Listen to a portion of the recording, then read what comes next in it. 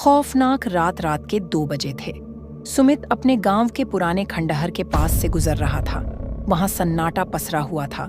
सिर्फ हवा की आवाज और सूखे पत्तों की सरसराहट सुनाई दे रही थी।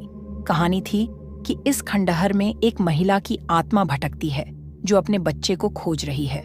सुमित ने इन कहानियों को हमेशा बकवास समझा था, लेकिन आज उसे कुछ अलग महसूस हो रहा था।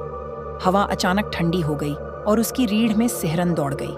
चलते चलते अचानक सुमित के कानों में किसी बच्चे के रोने की आवाज आई। वह ठिठक गया। उसने चारों तरफ देखा, लेकिन कोई नहीं था।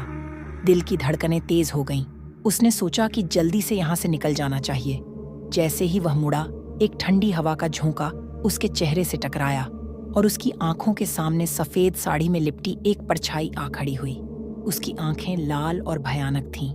सुमित का गला सूख गया, पैर जैसे जमीन से चिपक गए हों। वह चीखना चाहता था, लेकिन आवाज गले में ही अटक गई। उस औरत ने धीरे धीरे उसकी ओर कदम बढ़ाए और फुसफुसाते हुए बोली, मेरा बच्चा कहाँ है? सुमित ने जोर लगाकर अपने पैरों को हिलाया और दौड़ पड़ा। उसके पीछे कदमों की आवाज और उस औरत की चीखें गूंजने लगीं। वह जैसे तैसे गांव पहुंचा और घर के अंदर घुसकर दरवाजा बंद कर लिया, लेकिन बाहर अभी भी वही आवाज गूंज रही थी, मेरा बच्चा कहाँ है? उस रात के बाद सुमित कभी उस रास्ते पर नहीं गया, लेकिन लोग कहते हैं जो भी उस खंडहर के पास से गुजरता है उसे अब भी वो आवाजें सुनाई देती हैं।